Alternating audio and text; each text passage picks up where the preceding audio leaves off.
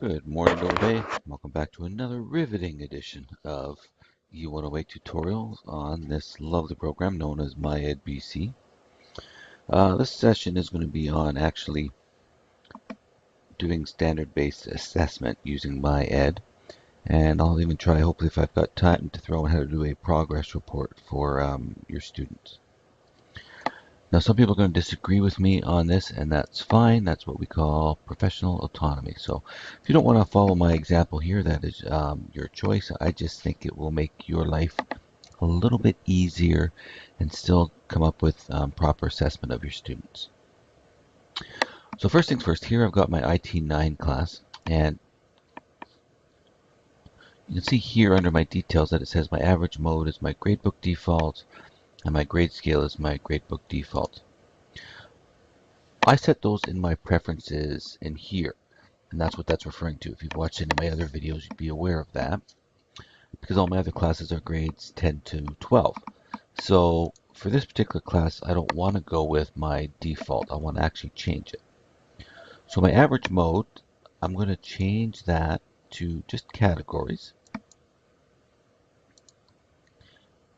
And I don't need category total points because I'm not giving points. I'm just basically doing it on the beginning, developing, proficient, extending rating.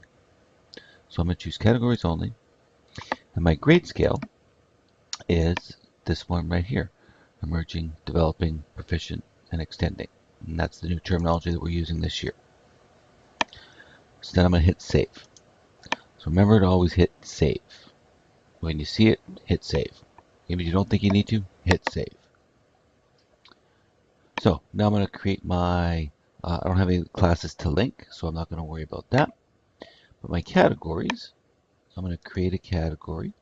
And the recommendation is we just call it EOL, for evidence of learning. And you make the weight 100%. Because we don't really need bins in this, because we're doing standards-based assessment. So that way you just put everything into the one bin. So hit your check mark.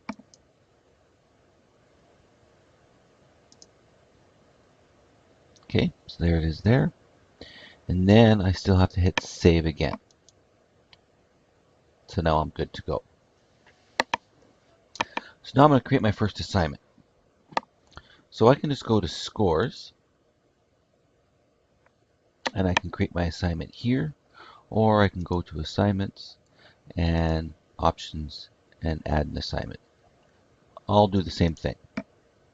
I like doing it in the scores tab because then I'm actually in that particular area.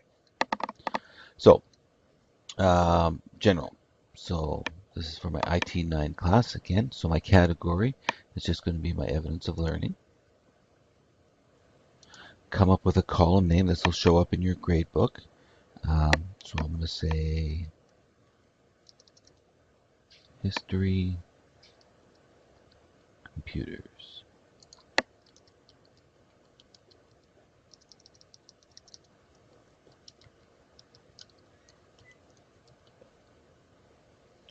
Right? Date assigned. This is my second semester, so I'll just do it so that it's, maybe I can actually use it.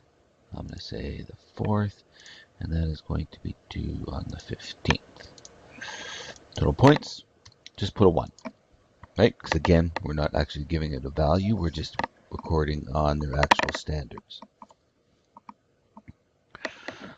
Portal description, that's where you can actually put information for your parents and your students to see online if you wish.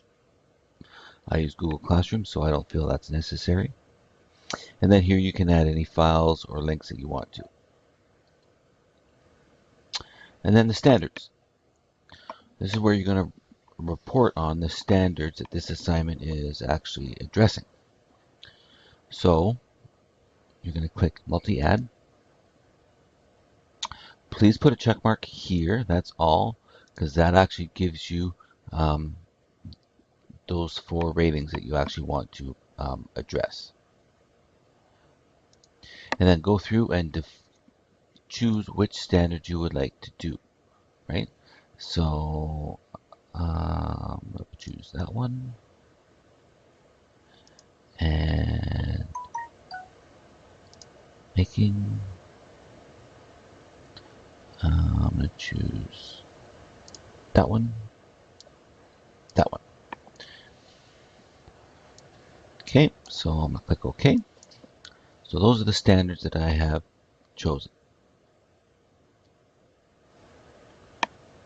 I'm going to hit save. Otherwise, it's not going to be there when I go to my assignment. Okay, so now I'm going to go to my scores. So here is where some people are going to disagree with me. Here's my traditional gradebook. Here's my standards gradebook. So if your assignment isn't showing up, you want to make sure that under grade columns it says all. My suggestion is, I know which standards I've actually chosen for this particular assignment. So if I look at them, again, if I click standards, and then I click on the actual assignment here, so if I click on it down here, here are the ones that I've actually chosen, right? So define, so if you hover over it, it'll tell you, so this is relevant context, materials that minimize waste, and appropriate tools, technologies, and materials. So some people are saying to actually put their rating here. And so if you hit Control L, then you can choose what you would like to actually show up. Okay, so I'm going to say that this student is developing here, and Control L, developing here, and developing, and this one I'm going to say he was proficient because it was all done online. So that's great, beautiful. Okay, and then I can keep filling through. To me, that is a lot of work. And the other problem is, if I go to actually create a progress report, it won't show up. So if I go up here to reports or options, it's not there. Okay? I have to go back to the actual scores. So here it says developing. So I'm in my standards gradebook, developing. So I hit reports, progress reports. I'll just do this one student.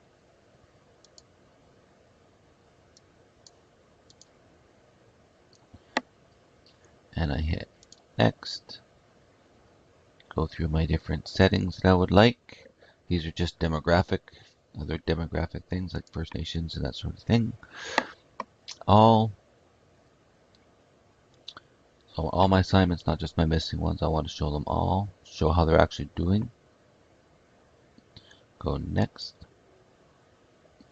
This is where you'll get a message that will appear on each progress report that you print off for the students. Next. And then you can choose these. We can't email these progress reports, so we have to print them off. So my suggestion is you put your check marks right here. And then hit next. And that's what it says. This shows up for if I choose just one student, but I can't select it. So I don't even know why it's there. And finish. So here's my progress report. But it doesn't say how he is doing. So that doesn't do me any good. So this is why I have some disagreement with this whole meeting, right? So if I go to the traditional tab here, and then I put in Control L, and I put he's developing, then I'll make a comment.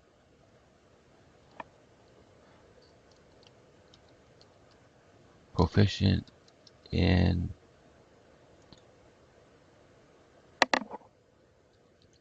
reducing waste, but developing in other standards covered. So I make that feedback, I hit save, and so now when I create the progress report, I'm just going to do him again.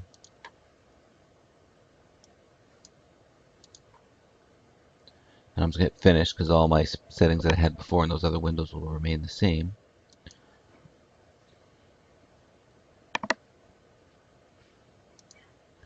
Now I actually get some sort of a recording for the student. So unless I'm missing something, I don't see how under the standards tab I can actually get this to show up. Right? Even if if I go into the actual assignment where my different standards are, or if I go into my actual student and I see the tab here, I don't know how to print that. There isn't an option to print it anywhere. So plus that's going to be a lot of work, right? Especially if you have three standards that you're competencies that you're covering each and every assignment. It's way too much. Yes, it's great. It's nice for the parent to see, for the student to see, gives you a great idea as well. But you're going to know where these kids are. And in the end, you have to come up with one word, whether they are developing, whether they're proficient, extending. Okay, so you have to come up with that one word at the end anyways. So my suggestion is you just go into the traditional view, put in what your actual score is going to be. Sorry, let's go back here. And make any comments that you need right here. And then that will help you, I think, in the long run. Okay, I'm also out of time. This thing only lets me do 15 minutes. So I hope this helps you a little bit with your standards-based grading. And it's, you know what, be nice to yourself. It's going to take time. It's going to take patience on our part, students' part, and parental part. All right, have a great day, and thanks for joining me with this E108 tutorial.